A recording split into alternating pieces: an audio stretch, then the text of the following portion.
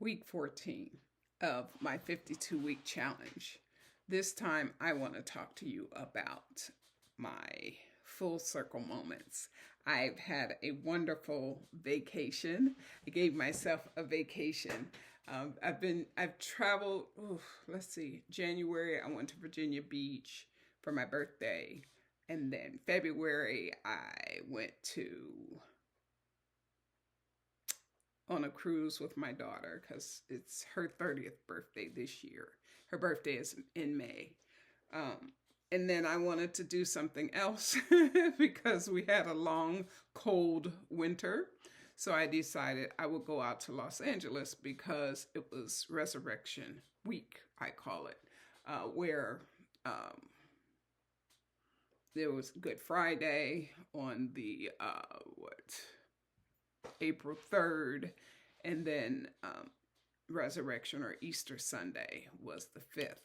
And so I wanted to go to LA because LA has a very special place in my heart. There's been some things in my life, and that's the point of this channel, is to talk about the things in my life that have changed me and impacted me in a positive way.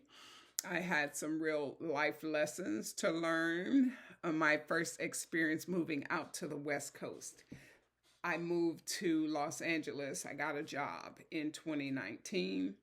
My mother had passed in 2018, and I felt like I needed a change in my life. And so I took a job, a senior administrator's job at a private school. And it was just new, all new. Me being on the senior admin team, new people, new coast, sunshine, beaches, just some of my favorite things after having been at a school that I liked a lot in Western Massachusetts in the Berkshires. I worked there for 4 years, but then while I was there, I realized that I have a real aversion is the word that I want to think, to snow and winter and cold weather. And while I was in the Berkshires, it just was so cold. It was so cold. It was snowing. I remember one spring break. We had made it through February, and I was like, okay, February's supposed to be cold. March, cold, snow. April, cold. Okay, that's enough of that. So, and 2018, my mother had passed away. She was in Oklahoma, but I had been, every break that I got, I would go to Oklahoma and check on my mother. My youngest brother lives in Oklahoma, and she had chosen to go back down there. She had been living with me for 9 years before that. And then while she was there in Oklahoma, they diagnosed her with dementia, and then that just went downhill. And she passed away in 2018. I was actually on my way to visit my mother that June. We were wrapping up our school year, and then I was going to get on the road and I was going to go see my mother, and got the call that she had passed away. So that was hard. And then thankfully the kids had gone for a summer vacation. So that allowed me to have some time to sort of manage my emotions. That summer, I also had a trip planned already to go to South Africa. So I did that. So that was good for me to get out of the country in 2018. I went back to South Africa and toured around, went to Namibia and some different parts of, went to Cape Town, met some really, really good people. And then in 2019, when my daughter was graduating from college and she was there in Massachusetts with me as well, um, I decided to try to see if I could get hired to work in California because I'd never been and never lived there before. But fortunately enough, I got a job working in Los Angeles. And when I got there, man, I had seen it all on television. I had visited one time, but it was just a very short visit. I had driven down and kind of went downtown Hollywood and everything. But this time I would be living there, and that was fantastic. And while I was there, my first, as we did an administrators retreat at a spa, a local luxury spa. And so when I planned this trip to go back to LA to visit, I had the opportunity to use a gift card that I had gotten and at this same spa. So I'm out in Ojai enjoying my time, looking around, having these full circle moments, if you will. Like, wow, I remember when I first came out and just did not know what to expect out of living in Los Angeles. I didn't know about LA traffic. I didn't know many people where I lived was in the valley, and people who live on the other side of the city don't generally appreciate driving such a long distance to get X, Y, or Z. But when you're new, it's different. For me, anytime I go, as long as I have a car that's working, I don't mind traffic. I just plan accordingly. So when I was just out there, as I was planning this visit, some things changed at the last minute. I didn't know. I hadn't planned it all the way out. I guess I thought one thing was happening, but everything was all good. So good. So good that when I wanted to take a tour of Hollywood. I wanted to take a tourist tour. So I my friend went with me, and she lives there, but she's so kind, and she doesn't mind if people come to town and they want to go see the Hollywood sign or Rodeo Drive or whatever. And that's what I just wanted to be a tourist. So we did that one day, and then we had a dance class at her house in her backyard. And then we had, Sunday was just so good because I got to go to the church that I used to go to when I was living there. Although I lived in the valley, the church was in Inglewood, California, which is out just past the airport. If you've never been, for those who have never been, but it's no problem, right? And they were having a 5:30 a.m. sunrise service.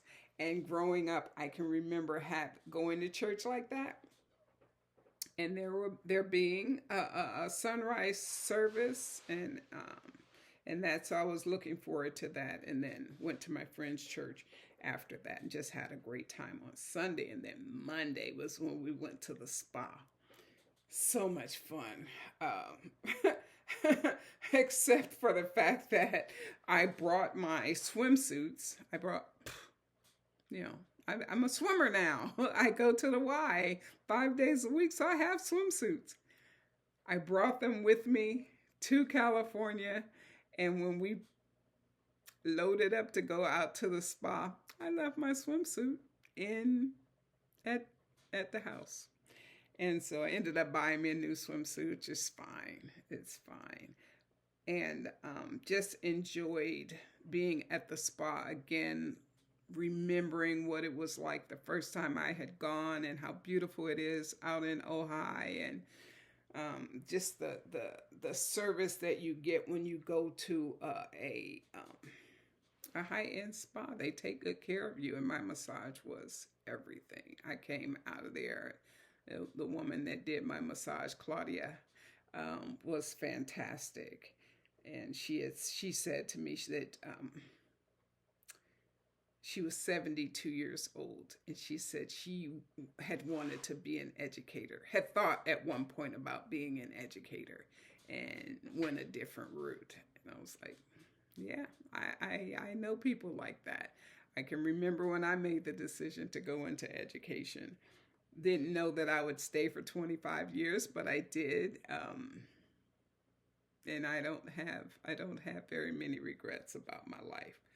And then the piece de resistance was Tuesday, me being able to go back to Manhattan Beach, or Bruce's Beach Park. So when I was living in LA, I like to find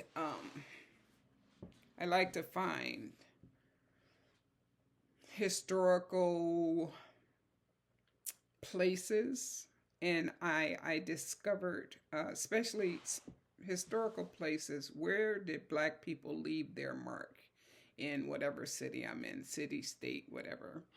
And I discovered this Bruce's Beach. And the Bruce family was a family that had lived on the land that is Bruce's Beach. And the land was taken from them. And if you ever get an opportunity to go to, you can come into LAX, and it's within less than 30 minutes from LAX, Manhattan Beach. And it's just beautiful. The peace. They have surfers. It's close to Santa Monica. And they have surfers, and there's a pier down the way. There are a lot of beautiful $1 million homes that have been built on Bruce's Beach. And when I first learned about Bruce's Beach, and that the Black people had lived there, and I thought, man, that's amazing. And then I heard the story that the people, I think when I was living in LA, the city owned Manhattan Beach, Bruce's Beach. And then there was a lawsuit, and over the course of the 5, 6 years, almost 7 years since I lived in LA, this lawsuit was settled with the Bruce family, and they settled the lawsuit for $20 million. And while I was there this time, a gentleman came up to me and asked me if I knew the history. And he said that he was from the area, and now he lives in Indonesia half the time and in LA the other half of the time. And I was very impressed with that. And, we had a lovely conversation about, like, well, how do you do that? He and I are about the same age. How do you afford to do that? Because it's pretty expensive to live in Los Angeles. And he told me he had been in the film business, probably still is, in the film business, and that he is able to split his time between Indonesia, where he had gone. He's a surfer. And so I was really proud to say, yeah, I just started my swim journey. And he talked about he's been surfing all his life, I guess, and that he surfs all over the world, which is also pretty cool. And I told him that maybe one day I'll get out there on a surfboard. I have friends last year that when we were in the Dominican Republic, they were taking surf lessons. And I was like, okay, I love a challenge. Look, just learn how to swim. Now I want to be surfing. And I do. And I will, because I'll try anything once. So just wanted to talk and share those stories with you. It was such a wonderful time for me to be back in one of my favorite places, to sit on that beach and watch and listen to the ocean waves, the sound of the ocean, and the peace that I get when I sit on Bruce's beach and think about what it must have been like for those Black people to be that close to the ocean back then, when, it's not been very easy for Black people in this country. And back in 2019, 2020, when I was going, was right when Brother George Floyd was murdered, and Black Lives Matter was the call of action, and there was so much pushback. And now for it to be 2026, and man, you rarely hear a person say Black Lives Matter. It's such an anti-Black sentiment in so many spaces, and I just will always be an advocate for my people. And that brings me to what I've been working on lately. Has to do with a community that I'm building. The name of the community is Our Own Lane. So as the name implies, it'll be a lane specifically for Black professionals who work in private schools like I did. You're going to hear more about it. I'm going to spend the next few weeks just talking it up and talking about how I came to that name, what I hope to have it be for Black professionals who work in private schools, who might want to spend some time with your girl and pick my brain and ask me questions and be in community more than anything. I know that when I first started in private schools, I was the only Black professional at my school for a long time. And I would get one or two that would come and go. And I stayed at my first school for 16 years. And by the time my last school that I worked at, I may have had more Black women. And when I say more, not a handful. There were not 5 of us. Black women, from the teachers to the senior admin team. There were not 5 of us. And Black men, 2, maybe 3. Like it was not 10 of us that were at that school. And those numbers are pretty common, depending on where you are. And that's why Our Own Lane will be a space where we can come together, similar to the way we used to come together at the People of Color Conference that I went to, that was hosted by the National Association of Independent Schools.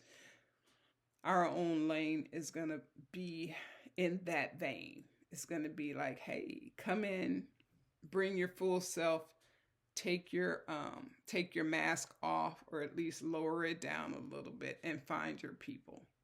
So I'll talk more about that in the coming weeks, and just wanted to take a minute, post this video, talk about my full circle moments of going out to LA.